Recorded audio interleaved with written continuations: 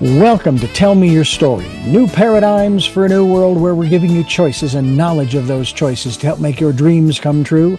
We are here 9 times a week, Sundays at 7 a.m. and 7 p.m., Monday mornings at 1 a.m., Wednesdays at 9 a.m., and Monday through Friday from 8 to 9 a.m., streaming live at all those times at richarddugan.com. We are on SoundCloud, iTunes, TuneIn Radio, Spotify, Stitcher, Player FM, as well as YouTube, where you can watch these conversations.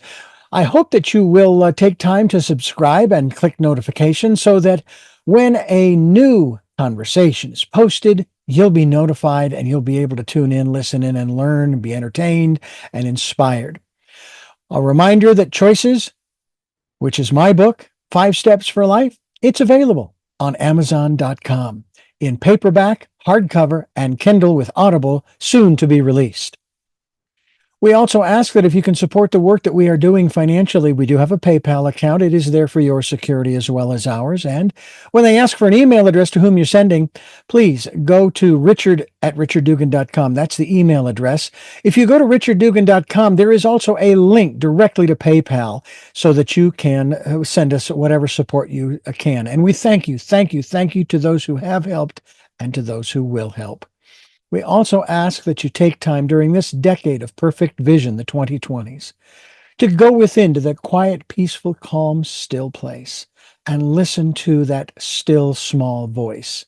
And with that, we now take you to our very special interview and guest here on Tell Me Your Story. Building your life from the ground up, and sometimes subterraneanly, as it were. Well, my next guest, my guest is going to be talking a little bit about that, as well as many of the things that he is going to be leaving behind for generations to come. My guest is Alan Lapidus. The book is Everything by Design, My Life as an Architect. And we're going to talk about the architectural aspects of life. Talk with me, tell me your stories. I'll do my best to understand you. Understanding what an architect is and does is part of the program today, and my guest is going to be talking about that. One of the quotes, my buildings are my babies, my legacy when I watch one of them going up, or when I pass a structure I designed. The sense of awe and wonder is almost indescribable. They will be there long after I'm gone, to explain in a universal language to generations as yet unborn how we lived. And it is a feeling unlike any other. For this, I am grateful. And I'm grateful to have you, Alan Lapidus, on our program. Thank you for joining us today. Well, it's a pleasure. Some folks are going to kind of wonder, well, how does an architect fit into this concept of new paradigms for a new world? Well, the fact of the matter is that Alan and his father as well have been designing and building buildings for, I don't know what, 40, 50, 60, 70, how many years? Well, my father started in 1926, and I started in 1963. So between us, we cover most of the past century. And with that, we have all kinds of structures. I sometimes wonder, though, the comment that I made in regards to your quote about these buildings will be here long after I am gone. Some folks would kind of cringe a little bit at that, say, that's like styrofoam. Well, sort of, kind of. And we're going to get into that a little bit, too, as far as what it is that you are leaving behind, your legacy, as we all are sort of searching for that aspect of not only wanting to make a difference while we're here, but hopefully maybe we can even make a difference after we're gone. We hear of the anthropologists, I believe it is, who dig up the remains of and ruins of old civilizations to try to see how they live. And I sometimes wonder what that's going to be like, when we're gone, and if we can look into the looking glass, peering down, or wherever it is we are, and saying, why do they care about how we lived then? It was such a bad time. Things in our day were not so great, and things are better. Well, we hope they are actually better even today. You became interested in architecture at how early an age?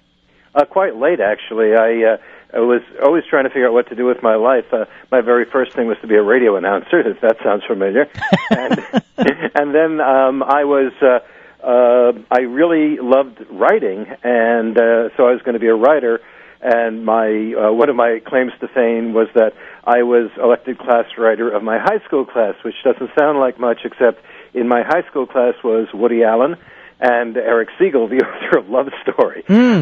But I loved writing, but found myself I was writing about architecture all the time. My father, of course, was one of the best-known architects of the mid-20th century and latter 20th century, and I just couldn't get away from it in my writing, and I decided I might as well see what this is about, and I went to architectural school, and I started writing 50 years later.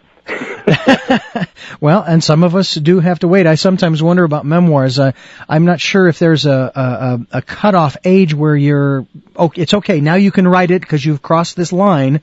I don't know if a kid of 20 can write his memoirs. He hasn't lived enough yet. Exactly.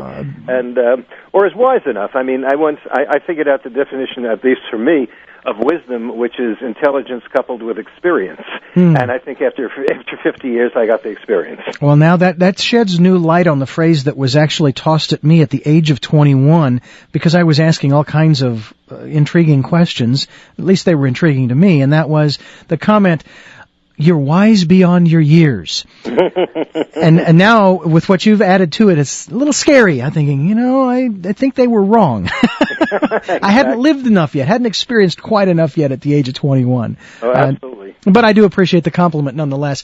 Now, you have been designing and I guess we could say building buildings, though you don't necessarily get in there and put the hammer in hand and a nail into the wood or rivets into the steel. Here we are, we're talking 40 some odd years. Right. How has your perspective, your attitude, if you will, or your perception, if you will, of designing buildings, how have you seen it change and shift as we have shifted from a very industrialized and business-oriented country in particular? Because I'm going to guess that you've designed mostly here in the United States? In the United States, but also pretty much all over the world. Okay, then we'll do a global. How has it changed over the years for you? And where are you today as far as the mindset of coming up with the concepts for buildings today versus, say, 30 or 40 years ago? Well, I think the difference is two things. One is the world changes, and two, as I change. When I was a fresh kid right out of architectural school, I think every kid coming out of architectural school wants to use a phrase, make his bones. I'm going to design a building that's going to make everybody stop and look and say, terrific, and it's going to be published. It's very ego-driven because young men and young women, they want to show what they've got. And so what was guiding me in those days was that people would know my work. And then I think what changed was I realized that I was building places for people. And something that my father said suddenly took hold, because most of our work is hotels, resorts, things of that sort, places for people to enjoy themselves or a place away from home to stay, and hopefully it'll be a kind environment. And my father told me when I started designing hotels, he said, always design for your client's clients. In other words, don't design for the person who's paying you to design the building, because they probably have so much money if they can do that, that they're not staying in their own hotel. Design for the people who are actually using it. Stop for a moment and think, who's coming here and what do they expect? And I think I started listening more and observing people and becoming a student of human behavior so that I could really accommodate that in the buildings. And at the same time, the buildings have changed, because when I went to architectural school, that was that strange time in the late 50s and early 60s when the establishment thought that the unadorned glass box was the height of architectural wonder. And now, as time has passed, people look at these glass cubes without any soul and without any life and shudder. And so people have begun to look for buildings that treat them a little bit better. And you made a comment. You talk about the legacy, of course, and in that light of these buildings of that day and the awe and wonder then, and of course nowadays it's like no big deal. And then it kind of begs the question: how do you now design a building that will not only withstand the test of time, but maybe even in the case of the test of nature, as well as from an aesthetic standpoint, be something that will be complementary to the surroundings for literally for years to come. That is like, well, we'll have this and we'll build it and it'll be here for 10 years.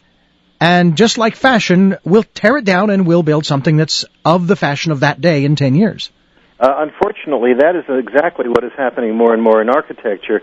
I mentioned as a young man I wanted to design something that would make people say, ooh, look at that. And that's happening, unfortunately, more and more, where people are building disposable architecture. One of my clients, when I was designing the building, and he said, that air conditioning system is a little too elaborate because I wanted something that would not only heat and cool, but also add humidity to the air so people don't get colds and things like that. Just trying to think of the people who would be in the building. And I said, well, look, the system that you have is really going to fall apart in 5 or 10 years. These were condominiums, by the way, that people were going to live in as their homes. And he said, I really don't care because I'm going to sell the building before 5 years. 5 years are out. I'll make my fortune and let whoever's living in it care for that. And that, unfortunately, happens a lot, and is one of the reasons why I decided to not to follow that type of architecture and not do that kind of thing. It's very much, a lot of things are built for the quick buck, and the devil take the hindmost.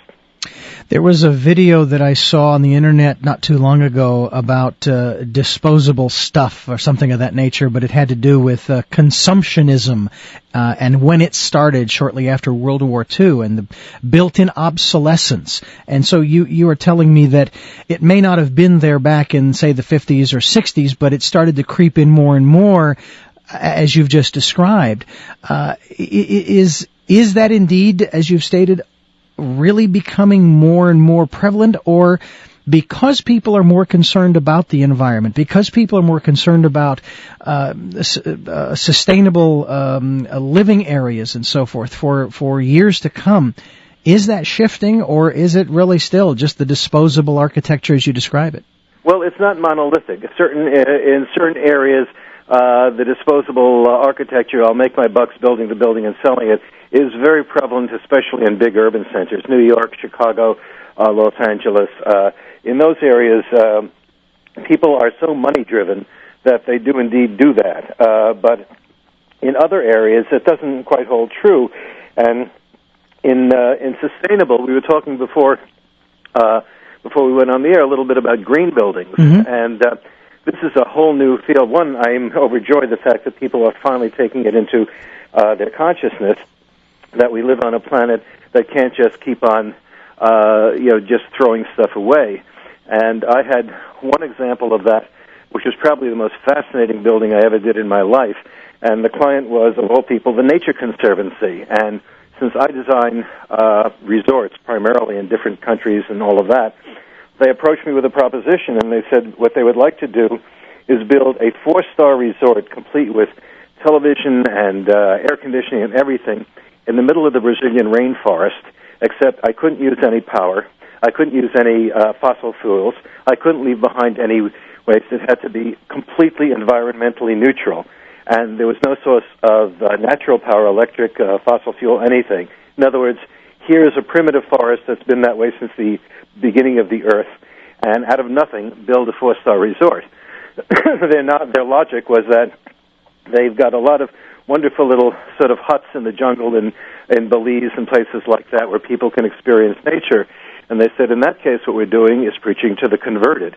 Nobody comes there unless they're already an environmentalist. What we want to do is create a resort for people who are not primarily interested in that but are curious, and give them an experience where they have all the luxuries they used to, but they're right in the middle of God's own nature. And that was a challenge, and we did it.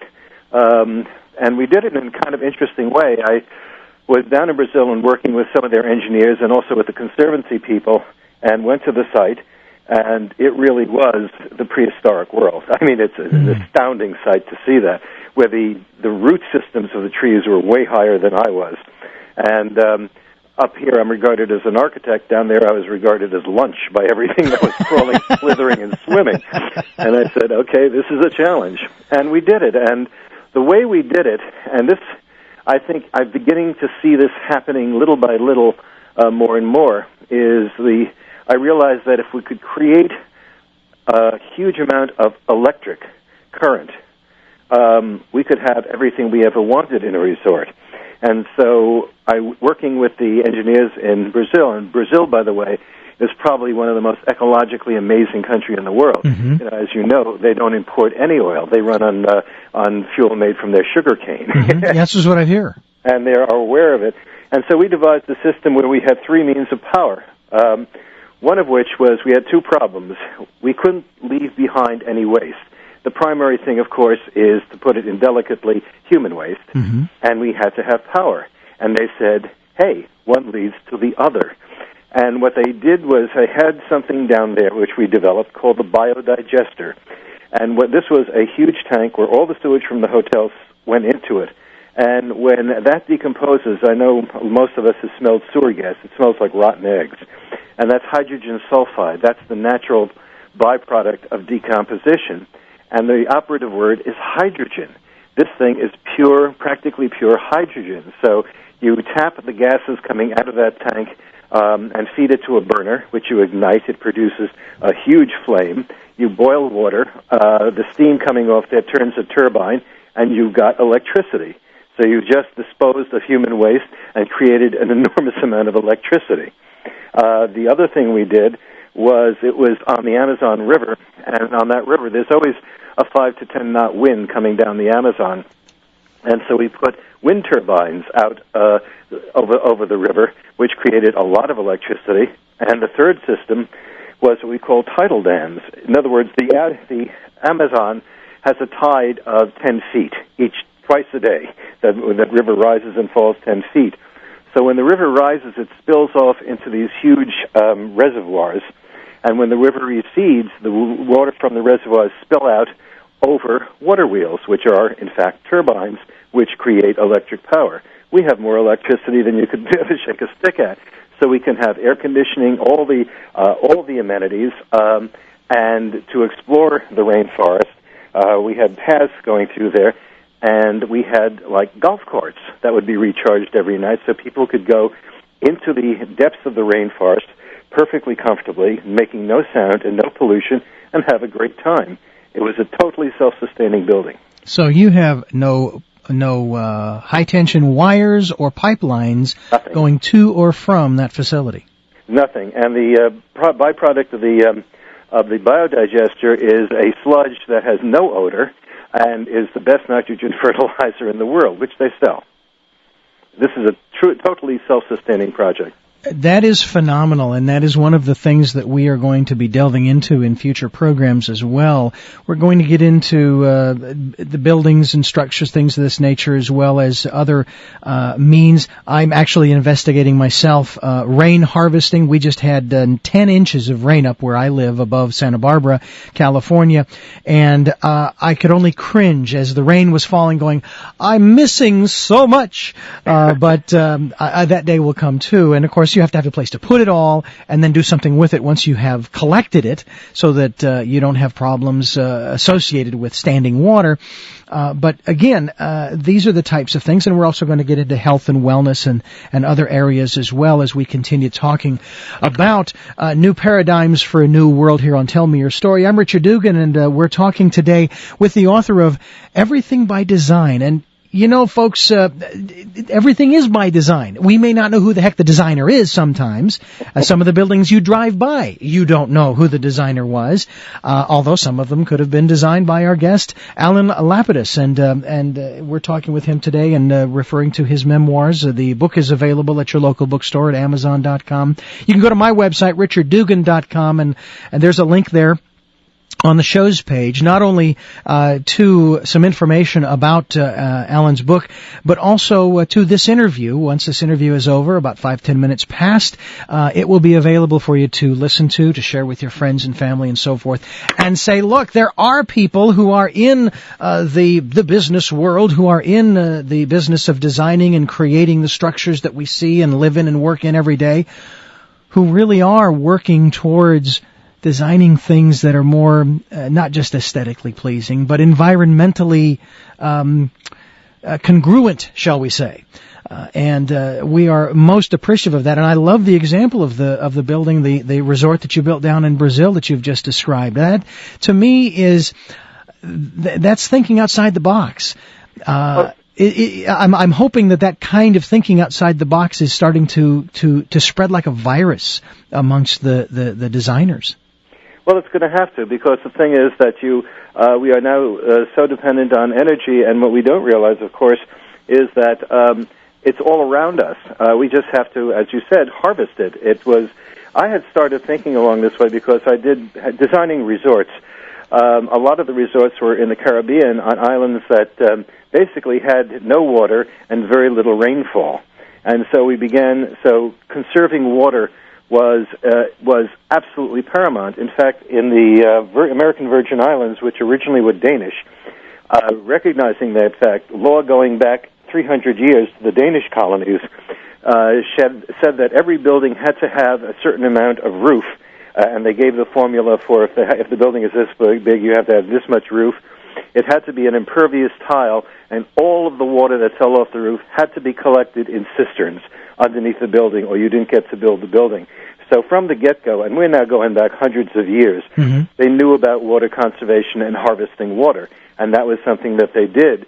And because of the scarcity of water, in our resorts, we use what's called total energy systems over there, which was the beginning of what I was talking about there, where all the water from the wastewater from the hotel, not the sewage water, but we had what we called a gray water system. That's the water from the sinks, the water from the laundry, etc., was all sent into a treatment plant, and sometimes the sewage, too, if you had a tertiary plant. And the water there was treated extensively, treated and filtered, etc. And then this water was then used for things like watering the lawn and laundry. The water was potable, although people would be put off if they knew where it was coming from. But all the uses, it was recirculated into the toilets, it was recirculated into the laundries, it was recirculated into all the water that was used for watering. And so that was of necessity because you didn't have water. And so you had to figure it out. And if people don't have something that they need, they'll figure out a way to do it. It's just people are now beginning to realize we may not have all this good stuff in a few years, so they're beginning to look at technology that has existed for hundreds of years. Well, even as a kid growing up, I would watch the weather forecasts. I'd watch the news reports as the weather changed from season to season, and of course the top story was always in the wintertime. And Buffalo, New York, has had 15 feet of snow dumped on her, and the one thought that always went through my mind, whether it was rain or snow, but specifically snow, was there are thousands of square miles of snow that is going to eventually melt, and then it's going to run off into the little cracks and crevices, the streams, and down into the rivers, and then out into the ocean, if it's like going down the Mississippi, what have you.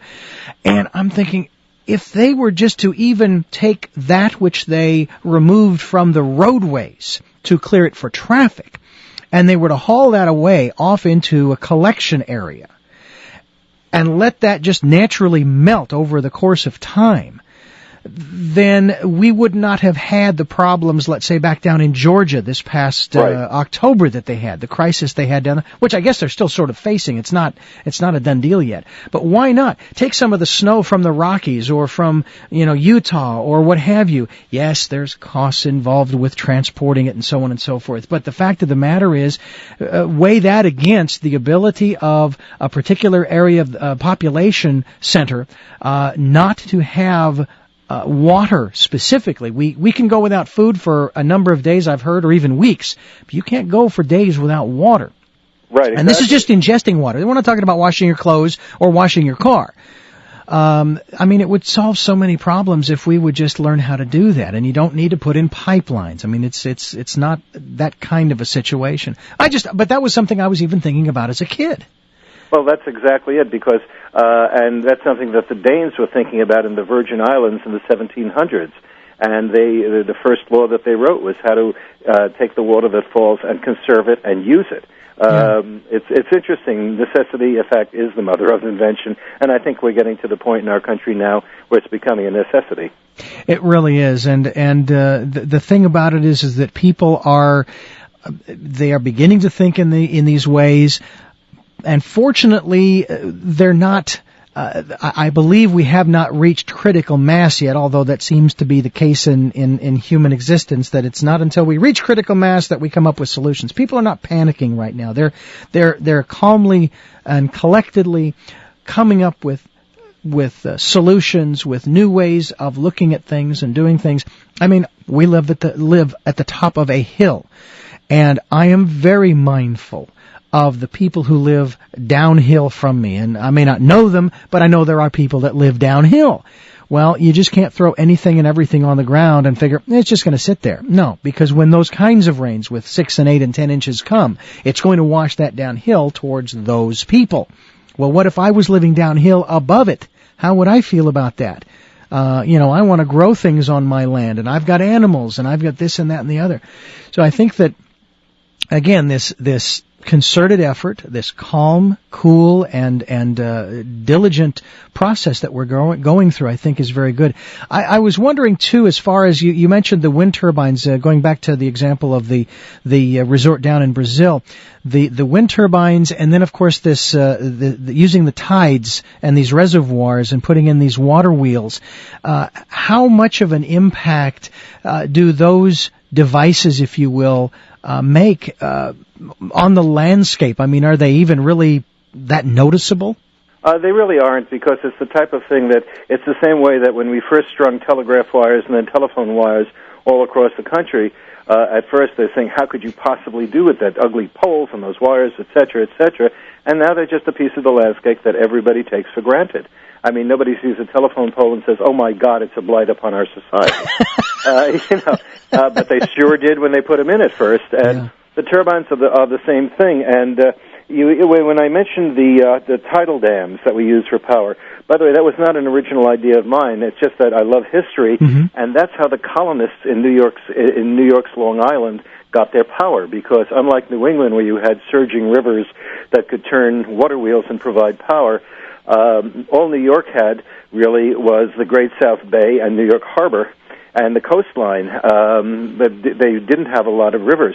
And the tidal dams were invented by the colonists in the early 1700s as a means of providing power to, in that case, it wasn't electricity, but it was to grind corn and saw logs and things like that. They saw a need for power, they looked at the tide, and they figured it out. And these are people who were basically farmers and merchants, living on Long Island when you still had, the Indians running around, and they figured out a way of providing power. Humans are wonderfully resourceful. As long as they're pushed into something where they have to do it.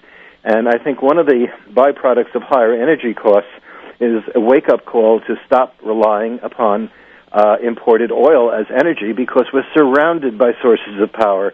It's time to use them. And even to the point now where everybody talks about green buildings, and green buildings are wonderful, but they are more expensive than other buildings.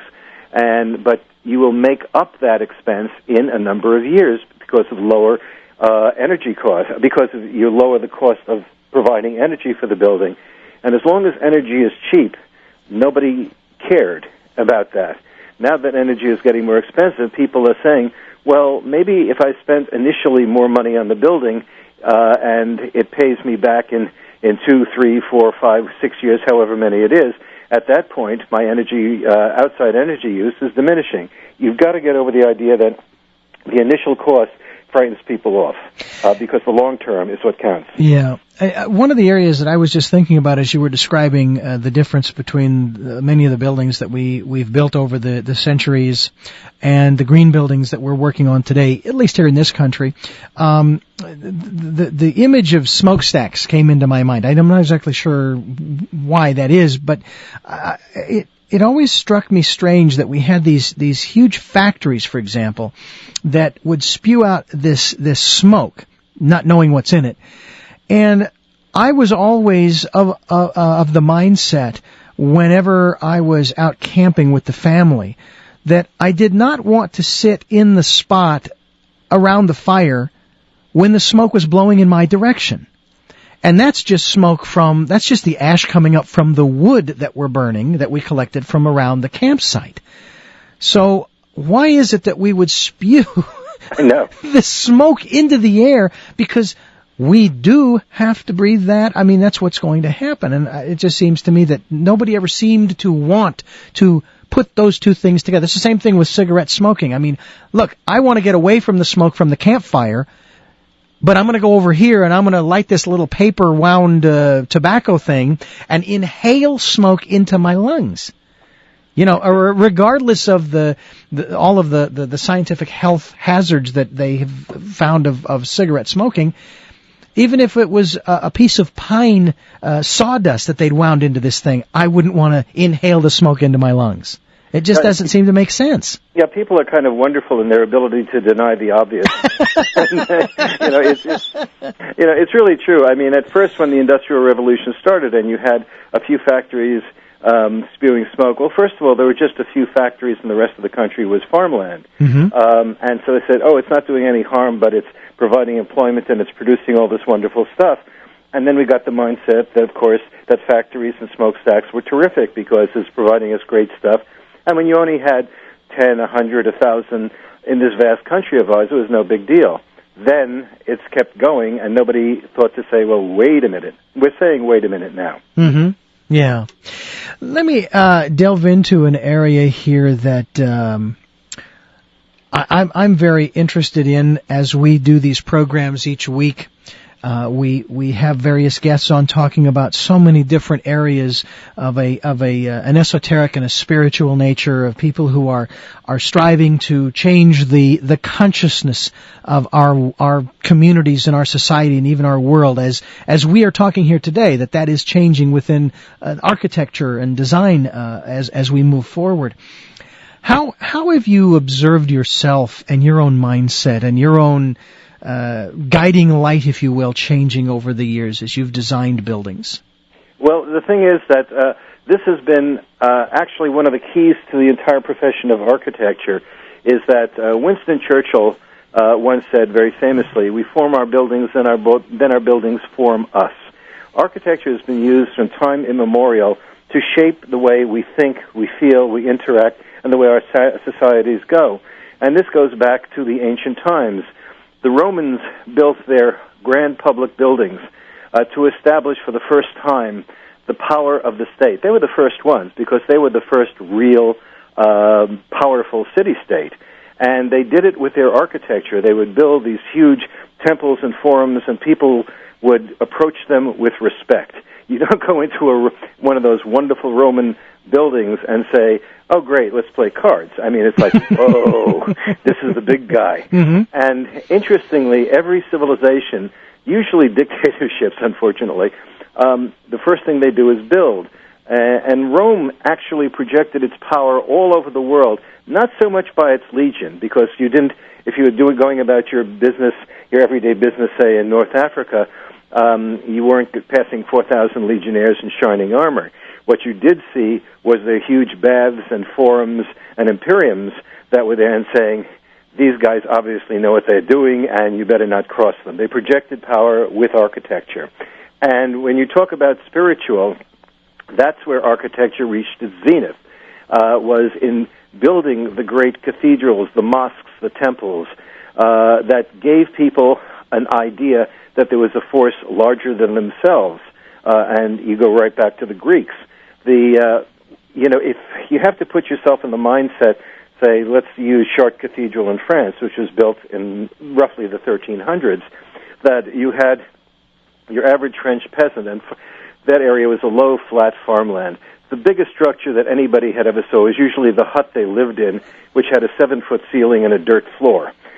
Maybe the local lord had even a 2-story building, and that was a pretty spectacular thing. Then you suddenly walked into Chartres Cathedral, 150 feet high, soaring arches that were pointed on top, so it swung your eye right up. Your neck immediately snapped back as your eye looked up into the gauzy haze of this huge, intricate lacework of stone, light coming in through the stained glass windows, the rose window, illuminating everything. And you were a true believer. It was the 13th century version of LSD, really, because you were just knocked out.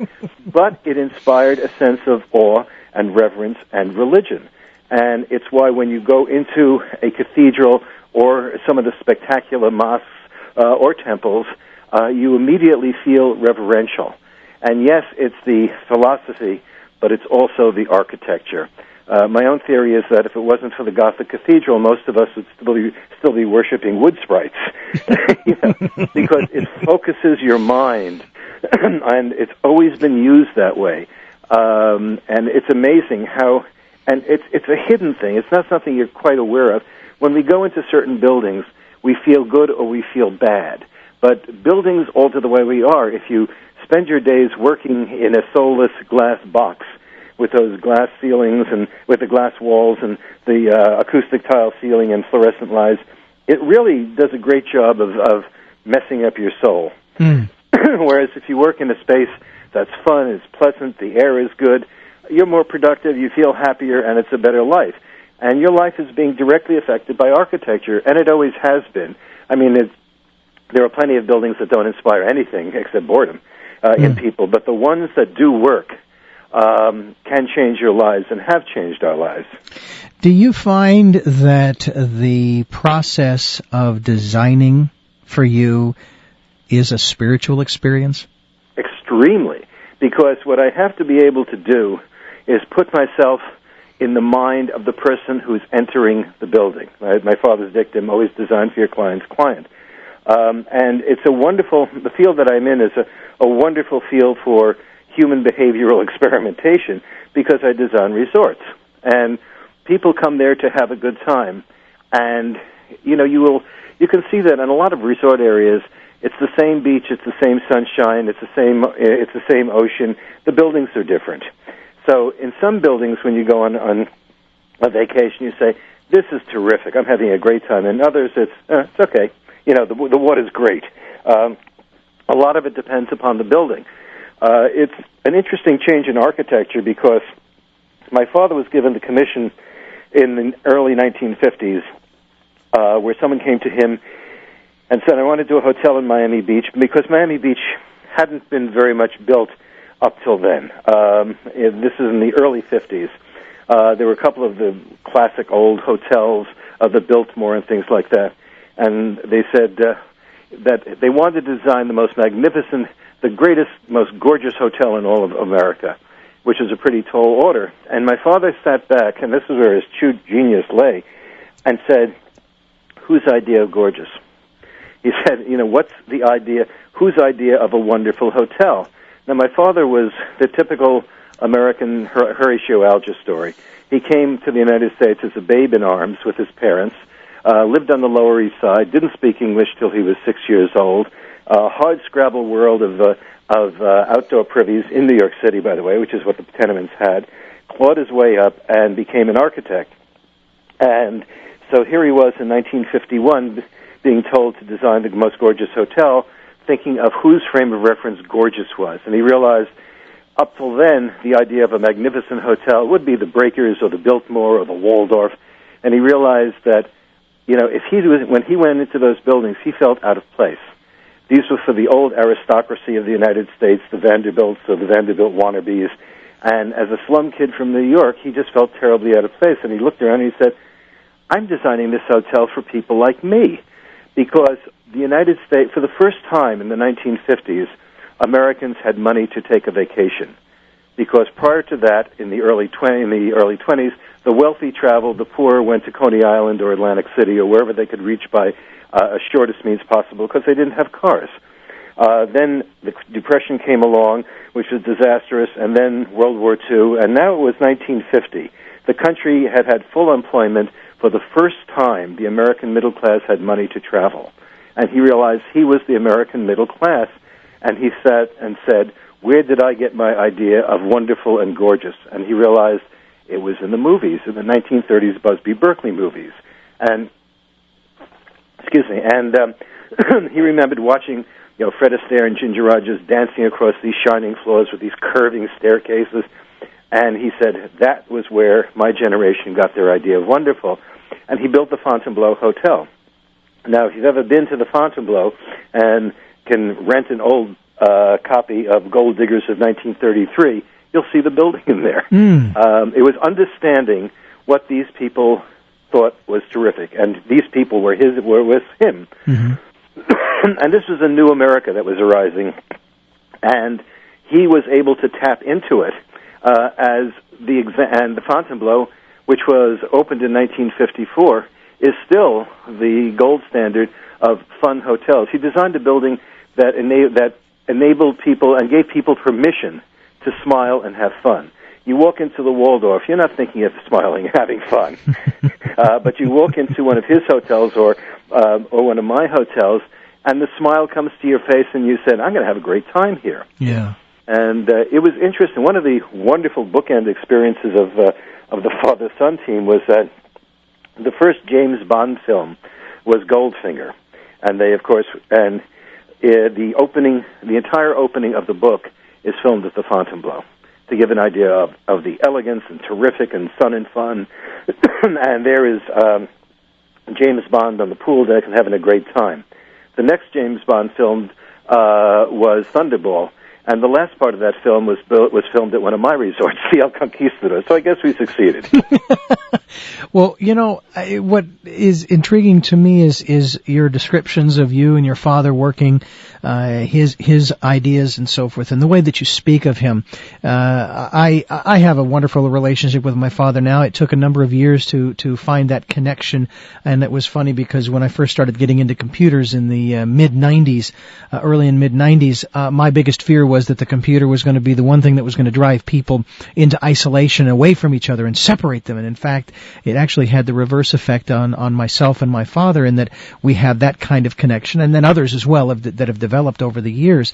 And my father's in his mid-late 70s. I used to get excited when I would tell people, "Oh, my dad's 70 years old. That's so cool." And now he's in his mid and upper 70s, which is also very cool because he's still around. He made the comment to me, he says, "Well, I didn't expect to live this long, but I am glad I'm here." Yeah, so exactly. He was very excited about that. But you speak of your father and your relationship with not only excitement and enthusiasm, but also with a warmth. I would take it that was something that really was, if you will, cemented, the wrong term there, but it was really solidified, if you will, between the two of you over the years, and you still have those memories and so forth. Yeah, well, it was interesting because as father and son, we weren't that close. My father was really a genius, and I don't use that word really freely at all, in that he invented a new style of architecture. It's now called postmodernism. To him, it was just simply fun architecture.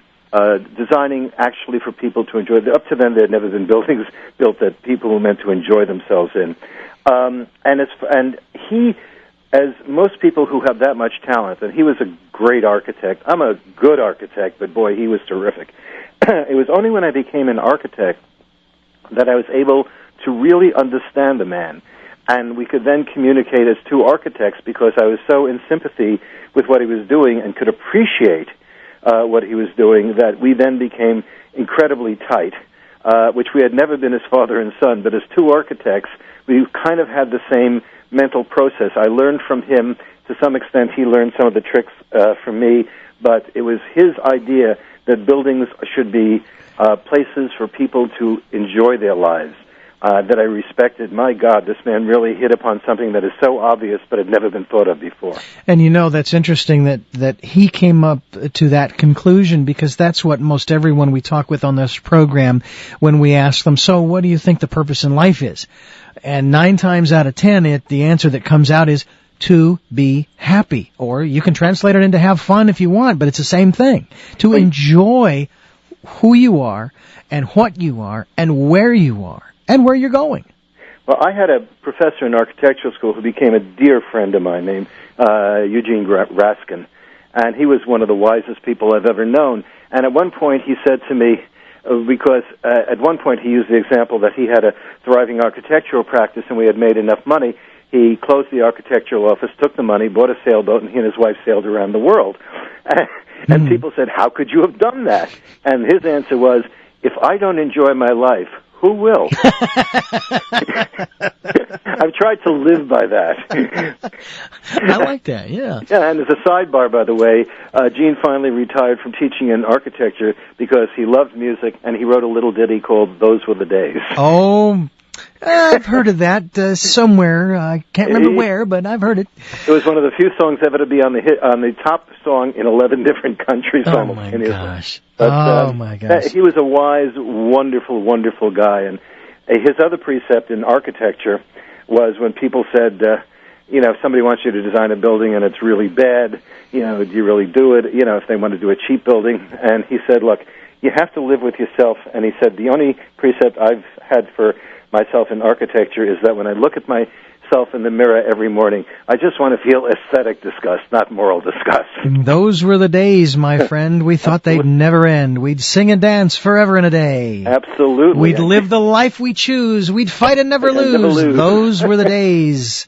My friend, those were the days. Absolutely. And these are the absolutely. And this is great fun. Tell Me Your Story is the name of the program. I'm Richard Dugan, your host. My guest is Alan Lapidus. He's the author of he's the author of his own memoirs. Everything by Design, My Life as an Architect. And as I began to prepare for this interview and I spoke with the folks there at the PR firm and in setting this up, I began to think about that in terms of everything by design, and I'm wondering, not to get into necessarily any theological discussions, but from your perspective, obviously you have an intellect that allows you to put together all of the things you've learned over the years to design those images in your mind, and as they say, everything begins with a thought. What is your perspective? Is there an intelligence out there, a divine architect that has made this pretty incredible? Well, it is. I think it's a sense of humanity because in architecture, you're being arrogant. You're impressed. What you're doing is you're putting your vision of how people should live on the earth, and they have to do that. So it's something that you don't take lightly, and I think most architects, after they've been seasoned and matured a bit, realize they're imposing their vision on people for a long time. And it does cause a certain humility, but it also causes you really to think about people and to analyze them and to understand them, because unless you understand people, how are you going to design for them or design successfully? Mm-hmm. And I think probably the greatest examples of this are, of course, religious structures, which understood from the very beginning, from the great Gothic cathedrals to the Greek temples and the Roman forums, that they were using buildings to, for better or for worse, affect people's lives, and they did. And then in our day, the office buildings, I think, are getting better, but I loved designing resorts, hotels, and casinos because they were buildings for people to enjoy themselves. To have fun, exactly. And to have fun. And the nice thing is that when they're open, you immediately knew if you succeeded, because if people, I love to hang around a hotel that I did after it opened quite anonymously, and because when people go to a new hotel or resort, they talk about the resort. And you get instant feedback of, it's okay, it's a pain, it's this, or, oh, did I have a great time? Oh, the rooms are terrific, or and I can then improve because I listen to what they like and what they don't like. And so it's a wonderful privilege to be able to do that. And the two fields that were most demonstrative of success or not, my two primary clients in the last 20 years, amazingly, have been the casino industry and Walt Disney. And because both of them are trying to achieve the same thing, which is to create an environment where people can shuck off their everyday existence and fulfill their own fantasies. At Disney, it's the wonderful world of Disney and the wonders of Main Street USA and all the wonderful attractions, and they lose themselves. They don't think about their job or a coming midterm or things like that. They are surrounded and enveloped by the experience. And interestingly, it's the same thing we do with casinos for the grown-ups. They enter a world unlike it's a hotel and a resort should be no place like home. And the casinos do it much the same way Disney does, to create a seamless environment where people can live out their joys, their fantasies, and just have a great time. It sounds peculiar to equate Disney with the casino industry, but they really do operate along the same principles. Well, I think it's remarkable that we have folks such as yourself and your father who understood from very early on, especially in this country, as this country hasn't really been a real mecca of spirituality, but nonetheless we have little pockets every so often we come across them, such as yourself, Alan, and your father, who understood, even if you maybe weren't great religious men per se, you understood the spiritual concept of being happy. I can't remember the name of the gentleman who sang it, but don't worry, be happy. Happy, right, exactly. It's such a privilege, really, to do this, because when it works, it is such a joy. And one of the things I did at one point for a pro bono job when the city of New York asked my father and I if we would design a swimming pool and recreation center for Bed-Stuy, which is the poorest ghetto in New York. And they said, "Would you do it for free?" And my father looked at them and said, "That's where I grew up. Of course I'll do it for free." And he said, "My swimming pool was the East River, where we used to dive off the docks." And so we created a sort of fantasy land with no money, by the way, because the city budget was appalling. But just by ingenuity, we created something which transformed the neighborhood, where the kids, instead of getting into trouble on the street, had a place where they wanted to go, and they wanted to be there, and they wanted to play there. And, the crime fell off, and kids suddenly realized there was a world outside of these dirty streets, and we made an impact and we made a difference, and that's the biggest reward you can get. I'm curious, you talk about you and your father designing buildings in the concept of having fun and being happy, and I'm wondering, have you ever considered or taken into consideration other philosophies, and the one that comes to mind most right now is the concept or philosophy of feng shui in terms of designing buildings. Should the front entrance face a certain direction versus the back entrance? Should it be a certain shape, square versus octagonal versus triangular, etc., etc., etc.? Are any of these philosophies anything that you take into consideration when beginning this process? Absolutely. Now, feng shui is the ancient Chinese idea of design, is based, like so many things, on common sense. And the orientation of a building, they said that never have a doorway open into a room, you always go around something. Well, yes, that's spiritual and that's fine, except it also makes sense so the wind doesn't blow through the living room. And you orient it to the prevailing winds and the various light forms, and that's the way a building should be designed. And a lot of these things like feng shui that have sort of been regarded as mysticism, once you peel back some of the verbiage, you found some really smart design ideas. Mm-hmm.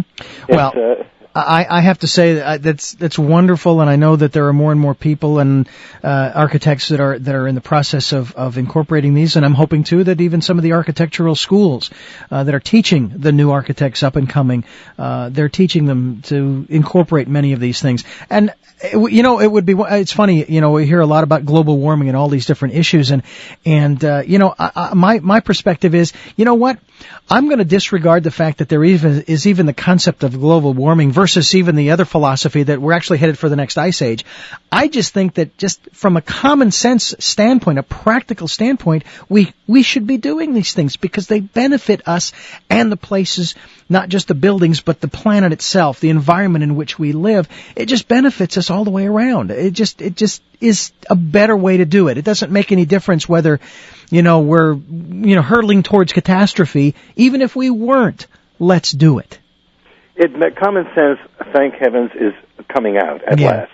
And common sense will always rule. Absolutely. Well, Alan, unfortunately on these kinds of programs, as you know, being in radio some time ago, you also know that the clock tends to rule us, and we're fast approaching the end of our program. I want to thank you so much for sharing your time and your visions with us, both here on the program as well as around the world. People can take a look at your buildings and pick up a copy of the book if you'd like to know where some of those buildings are. Everything by Design, My Life as an Architect. And Alan Lapidus, I thank you and your father for being a part of this program and a part of our lives. It's been a pleasure. Stay on the line if you would. I'm Richard Dugan, and I want you to stay with us here as we continue talking about new paradigms for a new world. And next week we have a gentleman who's going to be joining us. His name is Dr. Eric Pearl. I've had the opportunity of interviewing him in the past as well. And he has discovered the reconnection. It is a form of healing, of using those energies that are all around us to help the people that have come in contact with him. And he's going to share his ideas and concepts on healing and living a happier, better life through the reconnection. We'll be talking with him as we continue moving forward here on this program. It's called Tell Me Your Story. It is a program designed to give you choices and give you knowledge of those choices to fulfill your dreams, your aspirations, your desires, whether you, and I found this so fascinating. I was watching a program the other night having to do with what makes people happy. And they went to, as Alan mentioned, Denmark in particular. They went to Denmark, and the people there, they're all basically of the same economic class. And the garbage man loved being a garbage man and didn't mind being called one and not a sanitation engineer. Loved it. And he made people happy. And if he could do that throughout his day, then he was a happier person, even the people in the hospitals and in the factories and what have you. Fascinating. So that's why we're here, to help to bring you happiness through these programs, through this information. We hope that you will join us every Saturday at this same time, 11 o'clock, Saturday mornings for Tell Me Your Story. I'm Richard Dugan, and I hope that you will go to my website, richarddugan.com. Email me at richard@richarddugan.com. Love to all. Have yourselves a great Saturday.